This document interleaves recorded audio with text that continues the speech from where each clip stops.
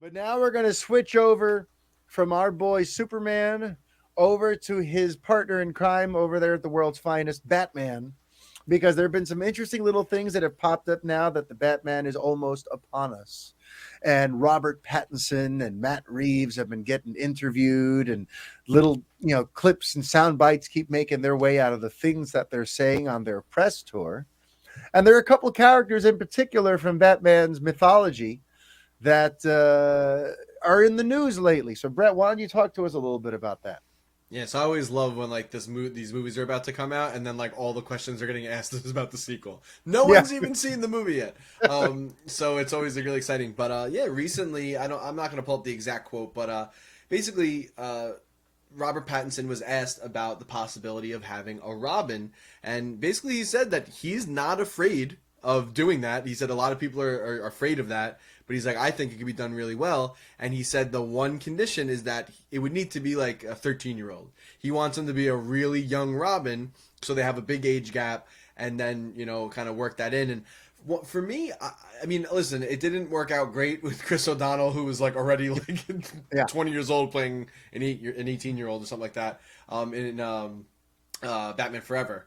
But I think there's a real potential to actually see like a young Dick Grayson on screen with Batman. I mean, I think it will depend on how Robert Pattinson's Batman ends up at the end of this film, and Yeah. like what kind of growth he has already accomplished and what more he Mhm. has to do. Because I think that's obviously the most important core part of that. In order for it to not be campy, is that if you're going to introduce Robin, he needs to learn something. It needs to teach him something. Yeah. It needs to inform some kind of change in him. And we know in the comics it really kept him from being so bitter, and it kind of mellowed him out a little bit, and really I think kept him from really crossing into anti-hero territory. Mhm. So I think it's a really cool angle. I would for one would love to see them actually visit that. And I think, depending, listen, I want to see this movie. I really want to see how the tone is, how the whole movie plays out. But he might be a good Batman to introduce it, and I could almost see it working in this world. Yeah. Movie pending. Yeah. So that's a really, really exciting concept. And then, Mario, if you want to take the next part that you brought up about Well, Reeves, before we bring up or the do you want next to part, add on to this? Yeah, sure. yeah, I got to disagree with you about Robin in live action. This is just my thing. I don't think it works. I barely like the Chris O'Donnell one in those campy movies. And then in the Christopher Nolan movies, I remember feeling Robin wouldn't work here. And then from what we've seen so far of this Batman, like, to me, it would clash so much. Like, I don't know. I feel like I've never been a big fan of Batman and Robin, believe it or not. I mean, I like the old 60s Adam West TV series and stuff like that. But my favorite Batman stories have always been him on his own. And to me, when you introduce Robin, it has the potential to make the whole thing pretty silly. I don't know. I feel like you got to have a really clear story and character dynamic between them in mind if you're going to do that. Well, And yeah. with everything we've seen so far with this Reeves Batman being so dark, and on top of that, he's kind of young. He's at the beginning of his career.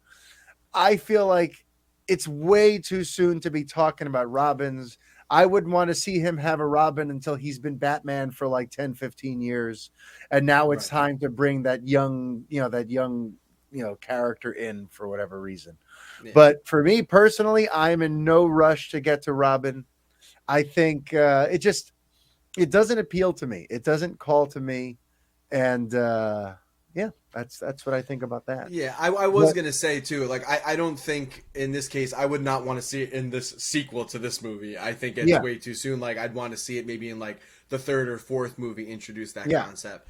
But yeah, I know it's scary. It's a very slippery slope. Listen, you're gonna have to get an amazing actor. You're yes, gonna make the writing needs, like, literally you need to do it perfect. So it is a slippery slope in that sense. But I do think I have read a lot of comics.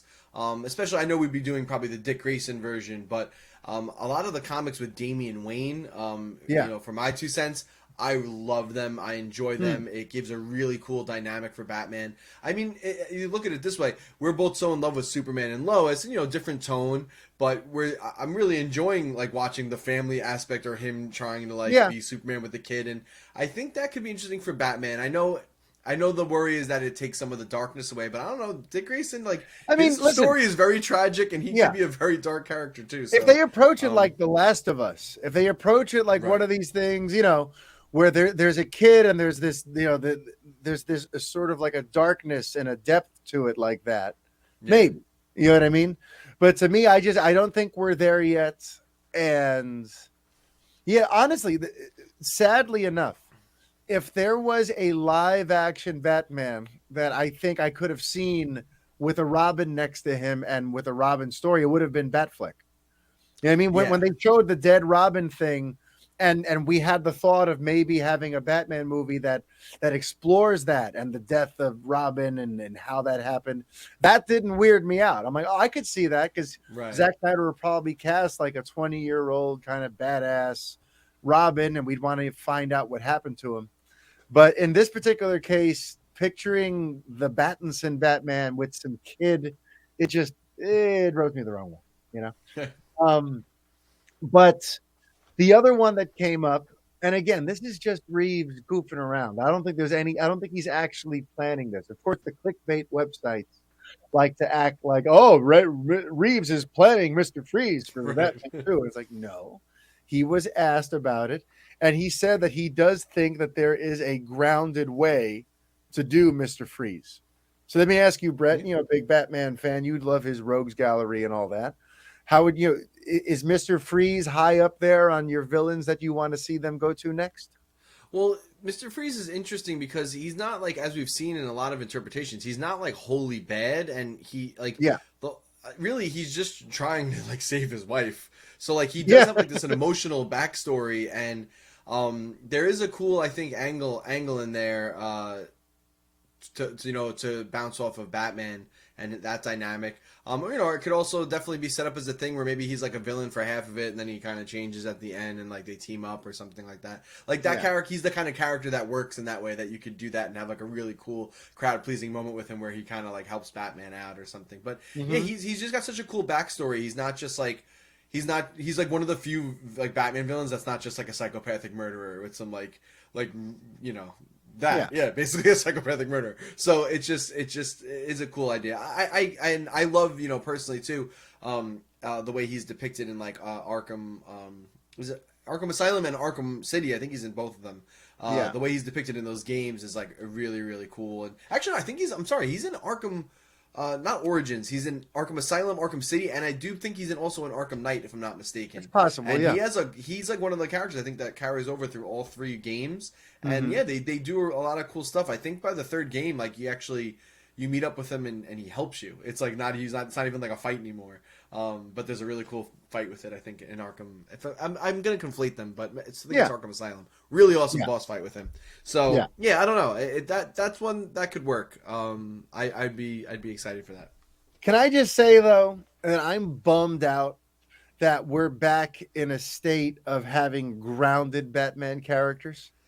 Because I know like that's what Nolan was going for. It was the grounded version of Bane. It was the ground. Like everything had to be sort of logical and quasi set in a real world scenario, right?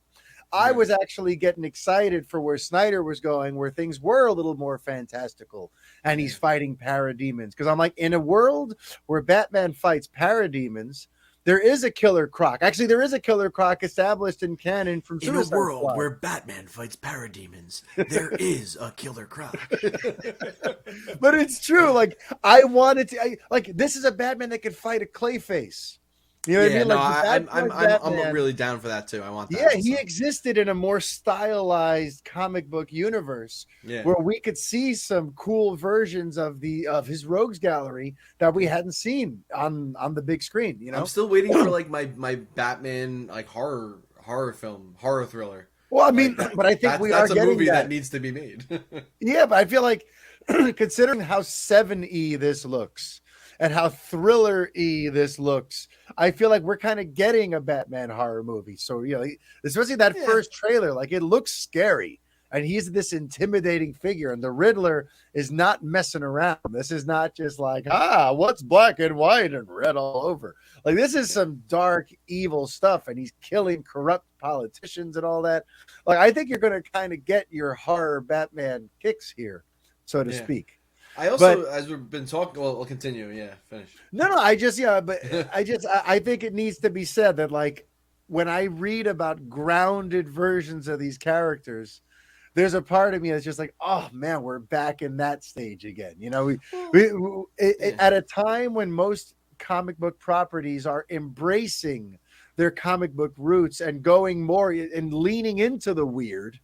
You have Matt Reeves, who was like, well, no, I want to do very earthbound versions of all these characters. I was like, man. But listen, I'm not going to complain. I'm not going to look a gift horse in the mouth. But whenever I hear about grounded versions of Mr. Freeze, it's kind of a bummer to me. Well, I want to see real Mr. Freeze.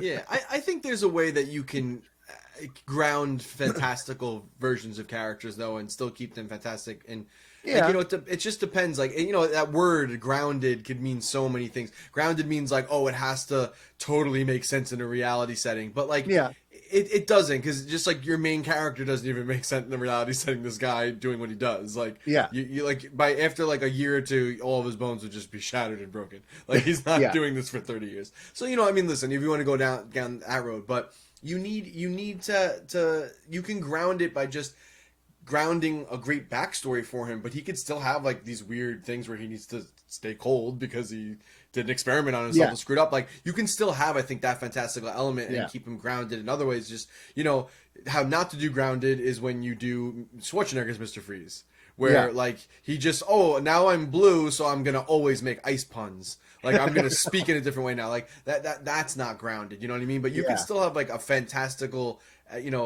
guy with fantastical elements, but be grounded. But the other thing I was thinking of too is, as we're talking about this, one more little thing to throw in. If I'm not mistaken, Pattinson was also asked about like, other, villains or something that could happen in the series.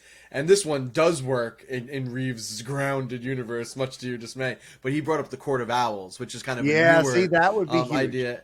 And that's also like, I would still say like, I know there's like definitely horror-y elements to this, but I would still say it fits more to a crime thriller. Yeah. But I think with the Court of Owls is something you could do a little more horror. Or even, more recent comics like Death of the Family, where there's like some really cool horrific stuff with Joker in there, where he like cuts his face off, and then it's like put up in Gotham PD, and then he breaks in and steals his face back and like staples it back to his body. Like, so you can get like really, really, really, creepy and dark with that.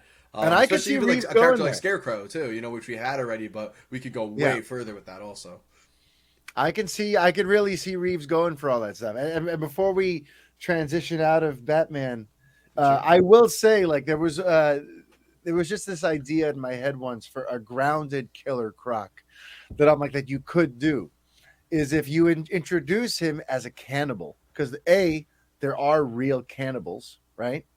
And there are some skin diseases that make your skin look almost scaly. Yeah. So if you have this big, scary cannibal guy who's got that disease, and on the streets they call him Croc because of the scales. Listen, I do like the cleverness of like, how do we take the larger elements and make them more, believable. But at the same time, there's just going to be that part of me that's like, no, but I want a Batman that can fight Clayface, damn it. Right. But okay.